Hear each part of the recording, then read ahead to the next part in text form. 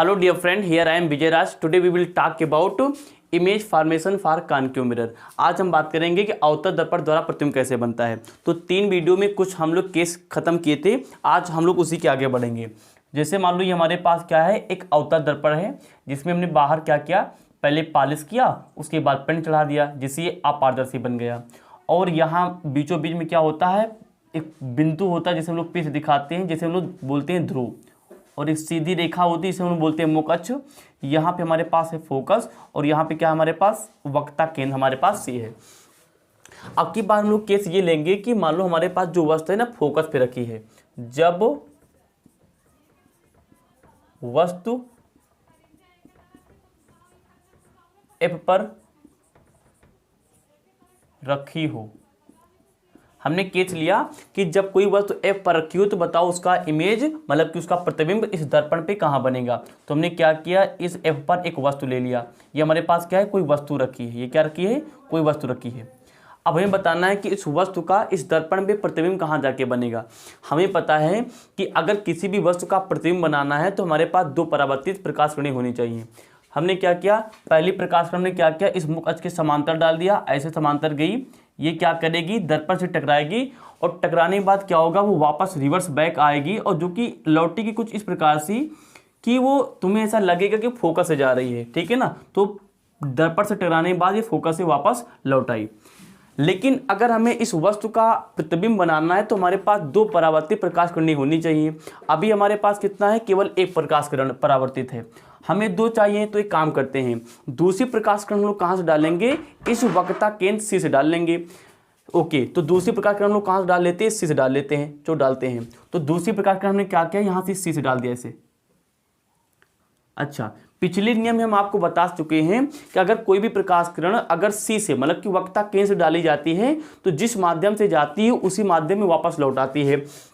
ऐसे जाएगी, दर्पण से टकराएगी और दर्पण से टकराने के बाद उसी माध्यम में वापस लौट आएगी। तो हमारे पास पहली परावर्तित किरण ये है और दूसरी परावर्तित किरण क्या है, ये है। तो साफ साफ आप लोगों को दिख रहा होगा कि दोनों परावर्तित कहीं दिख रही हैं, नहीं दिख रही हैं। इनको आगे बढ़ाओ, हमने आगे बढ़ा लिया, कहीं भी मिल रही, कहीं भी नहीं मिल रही। लेकिन ये दोनों प्रकाश किरणों जो कि परावर्तित हैं, इसमें एक मतलब कि समान अंतर दिख रहा है। वो समान अंतर ये है कि ये दोनों परावर्तित प्रकाश किरणें एक दूसरे के समांतर दिख रही हैं। क्या दिख रही है, समांतर। समांतर मतलब कि आमने सामने दिख रही है। याद रखना, नोट कर लो कॉपी निकाल के कि अगर 2 प्रकाश किरणें हमारे पास समांतर होती है ना तो आगे बढ़ती जाती हैं। मान लिया कि हमारे पास यहाँ पे क्या है, अनंत है, और अनंत पर ये दोनों प्रकाश किरणें क्या हो जाती है, एक दूसरे से मिल जाती हैं, मतलब कि अनंत पर मिल जाएंगी। ऐसा होता है, ऐसा हम लोग मानेंगे ना, ऐसा मतलब कि माना जाता है। अगर 2 प्रकार के समांतर हैं तो वो जाके कहाँ मिलेंगी, अनंत में मिलेंगी। तो कहने का मतलब कि अगर हमारे पास अवतल दर्पण के लिए कोई वस्तु फोकस पे रखी है तो उसका जो प्रतिबिंब है भाई, प्रतिबिंब का बनता है जब 2 प्रकाश किरणें मिले। तो यही तो हमारे पास 2 परावर्तित प्रकाश किरणें हैं, यही समांतर है। समांतर कहाँ मिलेंगी, अनंत पर मिलेंगी। मतलब कि फोकस पर रखी हुई वस्तु का जो प्रतिबिंब है कहाँ बनेगा, अनंत पर बनेगा। कहाँ बनेगा, अनंत पर बनेगा। अब सारी बातें लिख डालते हैं कि प्रतिबिंब कैसा बनता है, प्रतिबिंब कैसा बनता है, प्रतिबिंब कैसा बना, प्रतिबिंब कैसा बना, सारी बातें लिख डालते हैं। तो पहली बात प्रतिबिंब के बारे में क्या है, वही बात है प्रतिबिंब बना कहाँ। तो साफ साफ दिख रहा कि अगर वह हमारे पास फोकस पे है तो प्रतिबिंब कहाँ बना है, अनंत पे बना है। तो यही लिखना है कि प्रतिबिंब अनंत पर बना। पहली बात क्या बताना है, प्रतिबिंब अनंत पे बना। दूसरी बात क्या है, ये दोनों समांतर जो हमारे पास समांतर परावर्तित प्रकाश किरणें हैं ये अपने आप दर्पण पे टकराने के बाद अपने आप अनंत पर मिल जाएंगी, हमें नहीं मिलाना पड़ेगा। पिछली वीडियो में हम आपको बता चुके हैं जब 2 परावर्तित प्रकाश किरणें अपने आप आपस में मिल जाए तो वहां पे जो प्रतिबिंब बनता है उसे हम लोग वास्तविक प्रतिबिंब के नाम से जानते हैं। मतलब कि अब जो प्रतिबिंब बनेगा वो प्रतिबिंब कैसा होगा, प्रतिबिंब वास्तविक बनता है, वास्तविक बना। सही बात है, प्रतिबिंब वास्तविक बनेगा क्योंकि दोनों प्रकाश किरणें जो परावर्तित है अपने आप अनंत पे जाके मिल जाएंगी। और तीसरी बात हमने आपको ये बताई थी कि जितनी भी वास्तविक प्रकाश किरणें होती हैं वे हमेशा और हमेशा जो प्रतिबिंब बनाती है वास्तविक वाली, वो प्रतिबिंब हमेशा उल्टा बनता है। मतलब कि वास्तविक और उल्टा क्या है, भाई भाई है। मतलब कि जहां वास्तविक जाएगा वहां उल्टा जाएगा ही जाएगा। मतलब कि प्रतिबिंब उल्टा बना। कैसा बना, उल्टा बना। अच्छा, अगर चेक करना हो तो चेक भी कर सकते हैं। ध्यान से देखो तो हमारे पास ये वाली रेखा कौन है, हमारे पास ये मुख्य अक्ष है। ये क्या है, मुख्य अक्ष है। तो मुख्य अक्ष के ऊपर हमारे पास क्या है, वस्तु है। लेकिन अनंत पे क्या मिली, दोनों समांतर प्रकाश किरणें मिली। तो यहाँ पे क्या बनेगा, इसकी इमेज बनेगी, मतलब प्रतिबिंब बनेगा। तो वस्तु तो ऊपर है लेकिन यहाँ पे क्या है हमारे पास, इसका क्या बना, प्रतिबिंब बना। तो साफ साफ दिख रहा है कि वस्तु तो ऊपर है लेकिन इसका जो इमेज है, मतलब कि इसका जो प्रतिबिंब कहाँ बना, नीचे बना। नीचे मतलब कि उल्टा बना। ये भी बात क्लियर हो गई होगी। चौथी बात आती है इसके आकार के बारे में कि वस्तु अगर फोकस पे रखा है तो जो इस वस्तु का प्रतिबिंब मतलब कि इस अवतल दर्पण में छोटा बनता है वस्तु से कि बराबर बनता है। तो साफ साफ दिख रहा होगा कि वस्तु हमारे पास इतनी बड़ी है लेकिन मान लो ये अनंत है। तो हमारे पास देखो उधर हमारे पास उस दशा में हमारे पास जो वस्तु है, मतलब कि ये वस्तु ये क्या है, प्रतिबिंब है। उस दिशा में प्रतिबिंब बहुत बड़ा बना। मतलब कि चौथी बात तो यही क्लियर हो गई कि प्रतिबिंब जो है बहुत बड़ा बनता है। प्रतिबिंब बहुत बड़ा बना। तो आई होप आपको ये समझ में आ गया होगा। अब आपके बोर्ड एग्जाम में ये 5 नंबर का आता है, इसको नोट पॉइंट करके लिख लेना आप लोग। तो अब अगर बोर्ड एग्जाम में कैसे बोलेगा कि अवतल दर्पण पर जब कोई वस्तु फोकस पर रखी होती है तो उसका प्रतिबिंब कैसे कैसे बनता है। तो आपको ये 4 बातें बता के आनी है। अगर आप इसका स्क्रीनशॉट लेना चाहते हैं तो ले सकते हैं। ओके, आई होप आपने ले लिया होगा। ओके, तो I am going to rub it. जीना यहाँ मरना यहाँ। ओके, एक लास्ट केस लेते हैं। अभी हमारे पास एक केस बचा हुआ है। जैसे मान लो ये हमारे पास क्या है, ये हमारे पास एक क्या है, अवतल दर्पण है। अवतल दर्पण में क्या होता है, बाहर हम लोग क्या लगाते हैं, यहाँ पे पहले पॉलिश करते हैं। पॉलिश करने के बाद हमने पेंट चढ़ा दिया और बीच वाले भाग को पोल बोलते हैं। और यहाँ पे एक सीधी रेखा होती है और यहाँ पे हमारे पास फोकस होता है। यहाँ पे क्या होता है, सेंटर ऑफ कर्वेचर, हिंदी में वक्रता केंद्र होता है। अभी हमने जो केस लिया था वहाँ पे वस्तु कहाँ थी, फोकस पे यहाँ पे थी। अब वस्तु को हम आगे थोड़ा सा बढ़ाएंगे, यहाँ पे करेंगे। मतलब कि F और P के बीच, तो F और P का बीच हमारे पास ये होगा। अब अगर हमारे पास वस्तु यहाँ पे रखी, हमारे लिए क्या है, वस्तु है। तब अब चलो इसको मिटा देते, पूरी हम लोग बात लिख लेते हैं कि जब वस्तु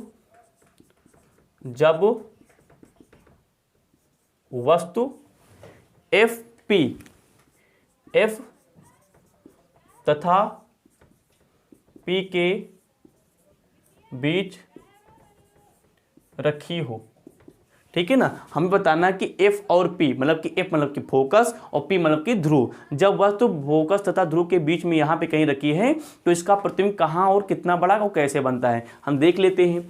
पहली प्रकाश कण हमने क्या किया, ये जो मुख्य अक्ष है इसके समांतर डाल दिया, यहाँ से टकराएगी और ऐसे फोकस से निकल जाएगी, ठीक है ना। आप बिल्कुल सही बनाना। तो ये ऐसे गई, समांतर प्रकाश कण मुख्य अक्ष की गई और ये दर्पण से टकराएगी और वापस ऐसे लौटाएगी। तो ये लौटने वाली किरण है, मतलब कि कौन सी किरण है, परावर्तित किरण है। अच्छा, अगर इसका मतलब कि हमें क्या बनाना, प्रतिबिंब बनाना है तो हमारे पास 2 परावर्तित किरणें होनी चाहिए। अभी तो एक ही है। एक काम करते हैं, दूसरी प्रकाश किरण हम लोग कहाँ डाल लेते हैं, इस वक्रता केंद्र से डाल लेते हैं। हमने क्या क्या, दूसरी प्रकाश किरण वक्रता केंद्र से डाल लिया ना। आप लोग समझ के डालना भाई।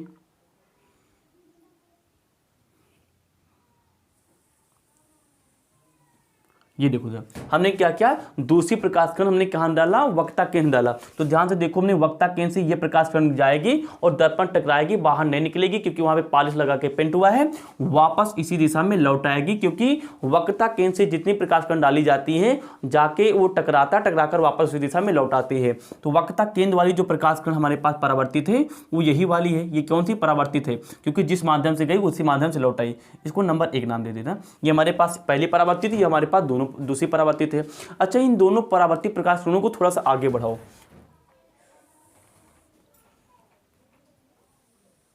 अच्छा आप लोग बताओ, क्या ये दोनों प्रकाश की जो हमारे पास परावर्तित किरणें हैं क्या एक दूसरे के समांतर हैं? समांतर तो नहीं है। समांतर मतलब होता है जैसे हमारे पास पहली प्रकाश किरण ये, दूसरी प्रकाश किरण ये है। तो जैसे मान लो हम यहाँ से लेके यहाँ की दूरी बात करें, मान लो ये 5 सेंटीमीटर है, तो जरूरी है कि अंत वाले पॉइंट पर जाके यहाँ भी ये 5 सेंटीमीटर हो और बीच में भी क्या हो, ये 5 सेंटीमीटर ही हो। तो अगर ये प्रकाश किरणें हैं ना, ये क्या है, प्रकाश किरणें हैं, तो अगर कुछ ऐसी दूरी बराबर रहती है दो प्रकाश किरणों में तो उसे बोलते हैं समांतर। आप इसमें लगा के देखो तो यहाँ तो मान लो 5 सेंटीमीटर, लेकिन यहाँ पे 7 सेंटीमीटर बढ़ गया, यहाँ पे हो गया 9 सेंटीमीटर। मतलब क्या ये समांतर प्रकाश किरणें हैं? नहीं है। अच्छा, अब आप इस बात को याद रखना कि जब हमारे पास दो मतलब कि समांतर प्रकाश किरणें नहीं होती हैं परावर्तित वाली, तो वे कहीं जाके नहीं मिलेंगी। मतलब कहीं नहीं मिलेंगी मतलब क्या, कहीं नहीं मिलेगी मतलब क्या, इसका हम लोग प्रतिबिंब ही नहीं बना पाएंगे। भाई हमने ये अगर ये भाई फोकस और पी के बीच में अगर हमने वस्तु रखी तो हम 100% चाहेंगे कि इसका प्रतिबिंब इस दर्पण पे जाके बने, लेकिन भाई परावर्तित किरण तो कहीं मिल ही नहीं रही क्योंकि वो असमांतर है, समांतर है ही नहीं।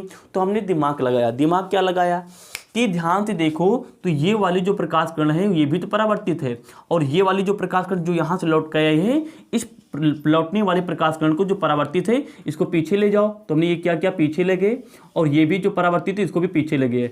मतलब कि जब दो परावर्तित प्रकाश किरणें कहीं ना मिला करे ना तो उसको दर्पण के पीछे ले जाया करो। जब दर्पण के पीछे हम ले गए तो हमने देखा कि दोनों जो परावर्तित प्रकाश किरणें इस बिंदु पर मिल गई। तो कहने का मतलब क्या हुआ, अब की बार जो हमारे पास वस्तु है उसका प्रतिबिंब इस दर्पण के पीछे बनेगा। ये हमारे लिए क्या है, प्रतिबिंब है। ये हर साल बोर्ड एग्जाम में आपके लिए 5 नंबर में रखा रहता है, तो इसको ध्यान से समझना।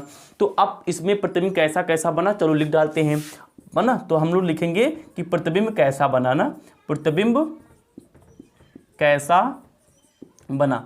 तो आप देख सकते हैं पहली बात तो क्या है, प्रतिबिंब कहाँ बनता है, दर्पण के पीछे बनता है। मतलब कि उसकी अवस्था क्या है, तो पहली चीज तो क्या है कि जब वस्तु मतलब कि F और P के बीच में रखी है तो प्रतिबिंब कहाँ बनता है, दर्पण के पीछे। तो प्रतिबिंब कहाँ बना भैया,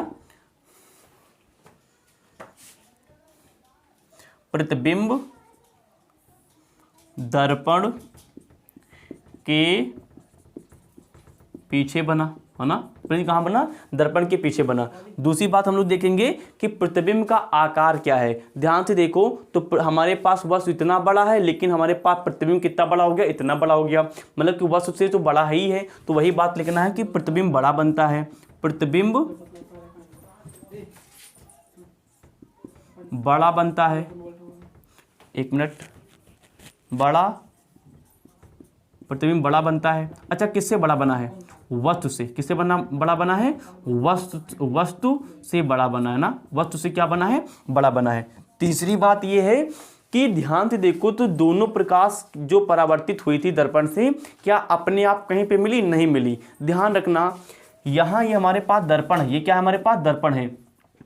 अगर दर्पण के पीछे ये क्या है, ये वाला भाग क्या है, दर्पण के पीछे ना, दर्पण का पिछला भाग। याद रखना, जितनी भी हमारे पास दर्पण के पीछे जितना भी प्रतिबिंब बनता है, वो जो प्रतिबिंब होता है ना, हमेशा आभासी होता है। क्या होता है, आभासी। इसको आप लोग नोट कर लो। मतलब कि अगर किसी भी वस्तु का प्रतिबिंब, ये दर्पण है, दर्पण के पीछे यहाँ कहीं बन रहा है, तो वो कैसा बनेगा, हमेशा आभासी बनेगा। तो दर्पण, ये दर्पण के पीछे बना है तो प्रतिबिंब कैसा होगा, आभासी होगा। हर साल ये आता है भाई।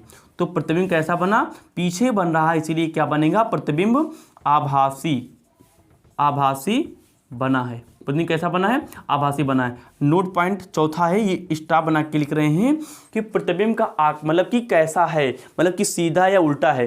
तो यही एक ऐसा केस मतलब कि अवतल दर्पण दे पाया है जिसमें जो हमारे पास प्रतिबिंब है ना, अभी तक सारे देखो तो नीचे बन रहे थे ना हमारे पास, जितनी भी हमने प्रतिबिंब बनाया, लेकिन इसमें क्या है, ऊपर बना, ऊपर मतलब कि सीधा।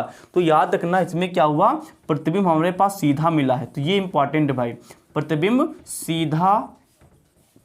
सीधा बना है। अब आप यहाँ पे एक ट्रिक बना सकते हो कि जहाँ पे आभासी प्रतिबिंब होता है ना, वहाँ पे प्रतिबिंब हमेशा क्या बनता है, सीधा ही बनता है।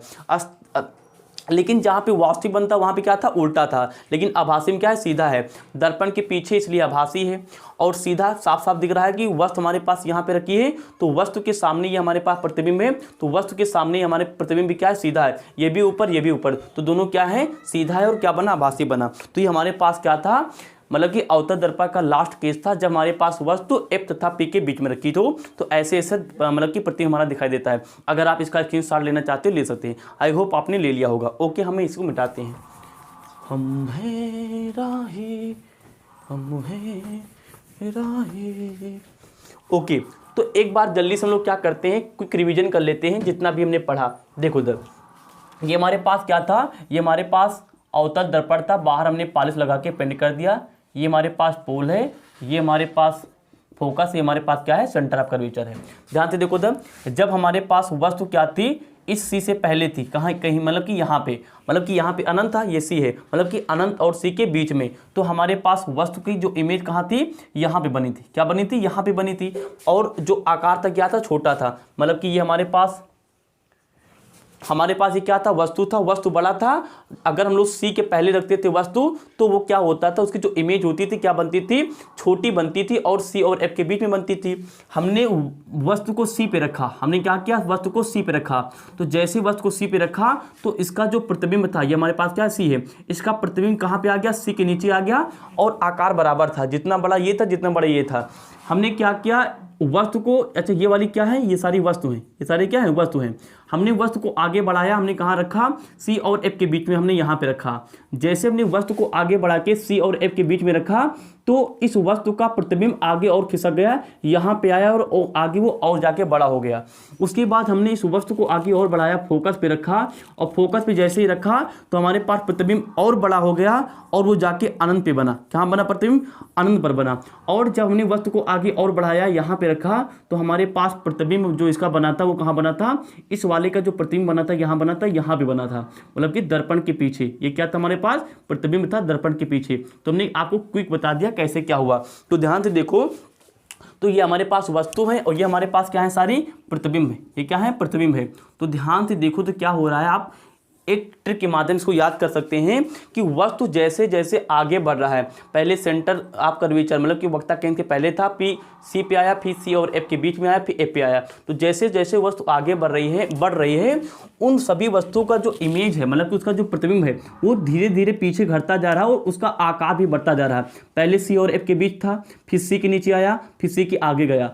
पहले छोटा था, फिर उससे बड़ा, फिर उससे बड़ा, फिर उससे बड़ा। तो आप लोग ऐसे याद कर सकते हैं, जैसे जैसे वस्तु दर्पण की ओर जाती है वैसे वैसे इन सभी वस्तु का जो प्रतिबिंब होता है दर्पण से दूर आता है, और दूर आने के साथ साथ में उनका आकार भी क्या होता है, बढ़ता है। तो आज हमने क्या किया, अवतल दर्पण जितने भी हमारे पास मतलब प्रतिबिंब बनाता है, हमने सारे केसों को देख लिया। Thanks for watching, wish you all the very best. Thank you.